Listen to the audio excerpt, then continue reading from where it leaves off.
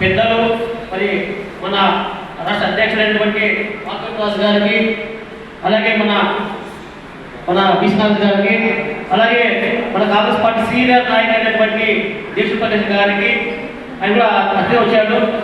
అలాగే మరి రాష్ట్ర కాంగ్రెస్ అయినటువంటి శివశంకర్ గారికి, అలాగే మరి కార్యవర్గ సభ్యులందరూ కూడా నేను ఒకసారి శ్రీశక్తి నమస్కారం తెలియజేస్తున్నాను. అయితే ఈరోజు మరి ప్రభుత్వం పెన్షన్ వెరిఫికేషన్ పేరుతోన మరి అసలైన దివ్యాంగులను మరి పిచ్చికిస్తారు. కాబట్టి ఇంకో విషయం అంటే మేము ప్రభుత్వం సంపూర్ణంగా సహకరిస్తాం. ఈ కూటమి ప్రభుత్వం సంపూర్ణ సహకరిస్తాం. అంటే ఎట్లా అంటే అనుభవమైన వికలాంగుల్ని పిచ్చి తీస్తే మేము పర్లేదు, కానీ అదే నిజమైన వికలాంగులు పిచ్చి తీసేస్తే మటుకు సహించేదే లేదు అని నేను ఈ సమావేశంగా తెలియజేస్తున్నాను. ఏదైనా కూడా మా ఒక్క వికలాంగులు అన్నింటితో మటుకు రాష్ట్ర వ్యాప్తంగా ఉద్యమం చేసి మా సత్తా ఏమో జీవించబోతుంది తెలుసుకోమని, అలాగే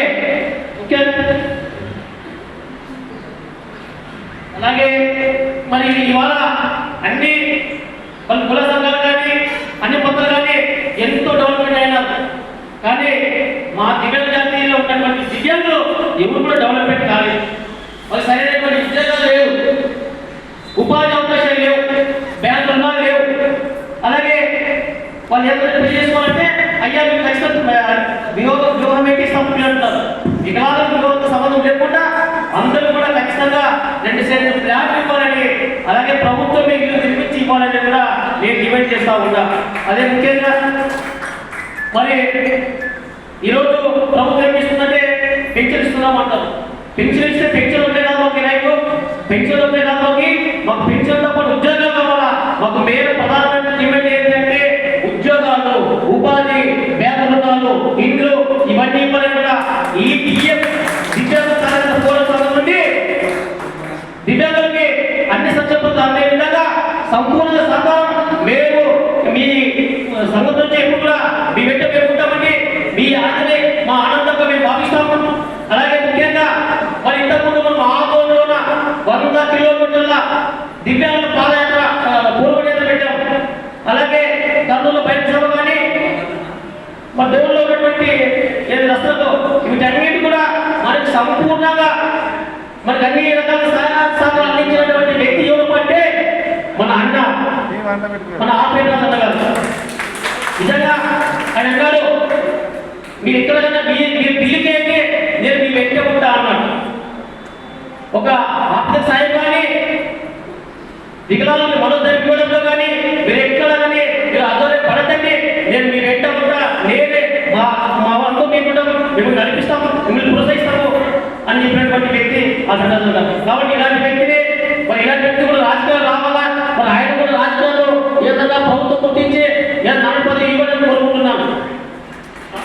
అదే మాదిరిగా మన సీనియర్ నాయకులైనటువంటి మన దేశపక్షణ గారు చాలా సీనియర్ నాయకులు, చాలా మంది ఎన్నో పార్టీలు మారింటారు, కానీ ఏ ఒక్క పార్టీ మారలే.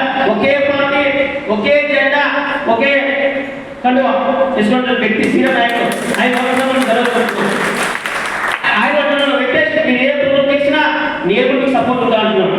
కాబట్టి ఇలాంటి వాళ్ళ సపోర్ట్ మనకు ఉంటే మనం ఢిల్లీ పైన ఉద్యోగం చేసేందుకు తెలుస్తున్నా, ఢిల్లీకి కొన్నాం అవునా కదా, సపోర్ట్ మీద ఈరోజు ముఖ్యం. అలాగే రాష్ట్ర విభాగంలో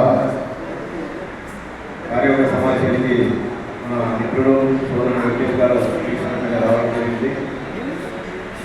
ఇక్కడ రాష్ట్ర అధ్యక్షులు, రాష్ట్ర ఉపాధ్యక్షులు, రాష్ట్ర కార్యదర్శులు, మన మిత్రులు ఆల్బర్ట్ గారు, ఈ కార్యక్రమానికి వచ్చినటువంటి అన్నదమ్ముల రాష్ట్ర చెల్లెల వేదిక ఉన్నటువంటి వికలాంగ మిత్రులు సోదరులందరికీ పేరు పేరుగా 2 చేతులు నమస్కరిస్తూ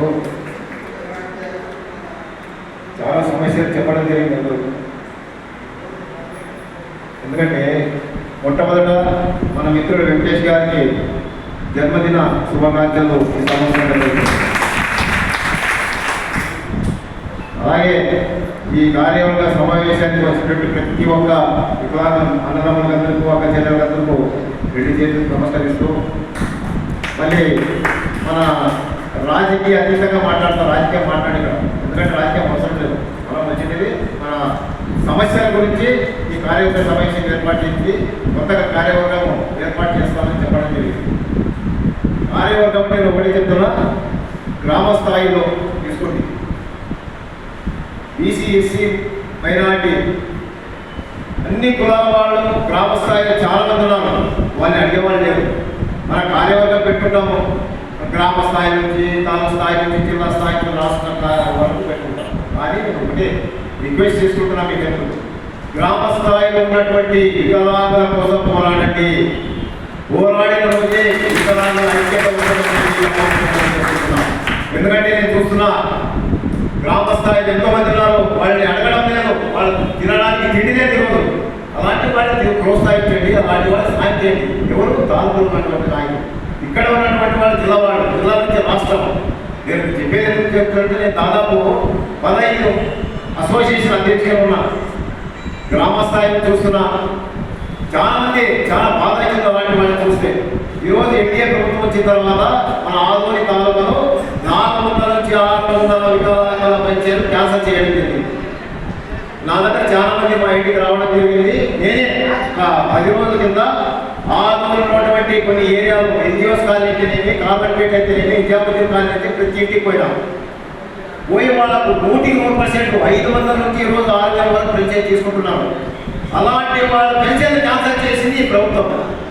అందుకోసమే నేను మీడియా వాళ్ళకి పోయి వాయిస్ ఇచ్చిన, మున్సిపల్ కమిషనర్ గారికి లెటర్ ఇచ్చిన, అయిన తర్వాత సచివాలయం నుండి సెక్రటరీ గారు ప్రతి ఒక్కరికి రిక్వెస్ట్ చేసుకుంటున్నాను, మీరు వికలాంగులకు న్యాయం చేయండి, మీరు అన్యాయం చేస్తే మాత్రం నేను సీరియస్ తీసుకుంటాను చెప్పడం. నేను దాదాపు 20 మంది కార్యదర్శులు రావడం జరిగింది మున్సిపల్ కమిషనర్ గారు. తప్పనిసరిగా కూడా దీనికోసం నేను లెటర్ ద్వారా సబ్మిట్ చేయడం జరిగింది 15 రోజుల కింద. నేను ఒకటే డిమాండ్ చేస్తున్నా, మా మిత్రులు వెంకటేష్ గారు ఆదరణ జాతరలో చూసి మీకోసం పోరాడుతున్నాను. చిన్న సమస్యల కోసం అయితే పెద్ద సమస్య. ఈరోజు ఎంఆర్ఓ ఆఫీసుల దగ్గర కానీ, మున్సిపాలిటీ దగ్గర కానీ తిరుగుతుంటా ప్రతిరోజు. నేను ఎందుకు చెప్తున్నానంటే, మనలో ఒక యూనిటీ కావాలా, రాజకీయంతో ఒక అసోసియేషన్ గట్టిపడాలంటే రాజకీయంగా దూరం పెట్టండి రాజకీయాన్ని. ఇక్కడ కార్యవర్గం కానీ, మా అసోసియేషన్ కానీ స్ట్రాంగ్ ఉండాలంటే మాకు యూనిటీ ఉండాలి. యూనిటీ ఉంటే మనం ఏదైనా సాధిస్తాం రాష్ట్రంలో. మీరు ఎన్నో సమస్యలు చెప్పినారు, సమస్యలు తప్పని చెప్తారు. ఈరోజు రాష్ట్ర కేంద్ర ప్రభుత్వాలు ఎంతోమంది వికలాంగులు అధికారులు ఉన్నారు, ఉద్యోగం చేస్తున్నారు. ఎందుకంటే ఒక అసోసియేషన్ మెయింటైన్ చేయాలంటే ఆర్థికంగా డబ్బు ఉండాలి. ఏ చిన్న అసోసియేషన్ చేయాలని ఆ డబ్బు ఉండాలి. అలాంటి పరిస్థితులు ఎందుకు చెప్తున్నారంటే, ఆంధ్రప్రదేశ్లో కానీ కేంద్రంలో కానీ ఎంతోమంది అధికారులను ఉద్యోగం చేస్తున్నారు. అలాంటి వాళ్ళని మీరు ఆర్థికంగా ఫండ్స్ కలెక్ట్ చేయమని చెప్పి సభముఖంగా నేను రాష్ట్రానికి డిమాండ్ చేస్తున్నాను. ఎందుకంటే రాష్ట్ర అధ్యక్షులు అయితేనేమి, తాలూకు కానీ, జిల్లా కానీ ఎవరికైనా డబ్బులు కావాలి. డబ్బులు ఉంటేనే నేను కట్టిపడతాను. అందుకోసమే చాలా మంది పెద్ద పెద్ద హోదాలు ఉన్నారు. అలాంటి వాళ్ళని నేను పర్సనల్ తోటి ఫండ్స్ చేయాలి, ఆర్థికంగా అసోసియేషన్కి అభివృద్ధి చేయమని సభముఖంగా మనం చేసుకుంటున్నాం. అలాగే ఒకటే చెప్తున్నా వెంకటేష్ గారితో, వెంకటేష్ గారితో ఆదోళన కాదు కర్నూలు జిల్లాలో మీకు ఎలాంటి సమస్య వచ్చినా ముందు నుండి నెట్టుతానని చెప్పి సభముఖంగా చెప్తాను. ఎందుకంటే 360 రోజులు 24 గంటలు ఎప్పటికీ నేను పనిచేస్తా. నాకు ఎప్పుడు రాత్రి పనిచేసా, పూజ చేస్తే కూడా చేసి వస్తా. ఎందుకు చెప్తున్నా అంటే అది ఆదోళన అందరూ తెలుసు, జిల్లాలో తెలుసు. ఒకటే చెప్తున్నా, మీకోసము నా ప్రాణాలు ఇవ్వడానికి కూడా ఎప్పటికైనా కాదు. వెంకటేష్ గారు నాకు 2-3 ఫంక్షన్లు పిలిచినట్టు తప్పకుండా పోయాను. ఈరోజు కూడా నాకు వేరే ఫంక్షన్ ఉన్నాయి, రైతు కూడా నేను 2 లక్షలు ఇస్తున్నాను. ఎందుకంటే మా మిత్రులు చూసి చాలా సంతోషంగా అనుకుంటాను. ఇప్పుడు కాదు, ఆయన కాంగ్రెస్ ఉన్నప్పుడు మేము ఢిల్లీ పోయాము. ఢిల్లీలో పెద్దగా మా విజయభాస్కర్ రెడ్డి ముఖ్యమంత్రి గారు అసలు ఇంకా మర్చిపోలేదు. ఎవరన్నా చెప్తుందంటే ఆయన చిత్రాలు అప్పుడే చేసుకుంటుంటుంది. మిత్రులు చిన్న మాటలు చెప్పుకోదామని చెప్పి సభముగా ఈ సభముఖంగా మరొకరు మీకు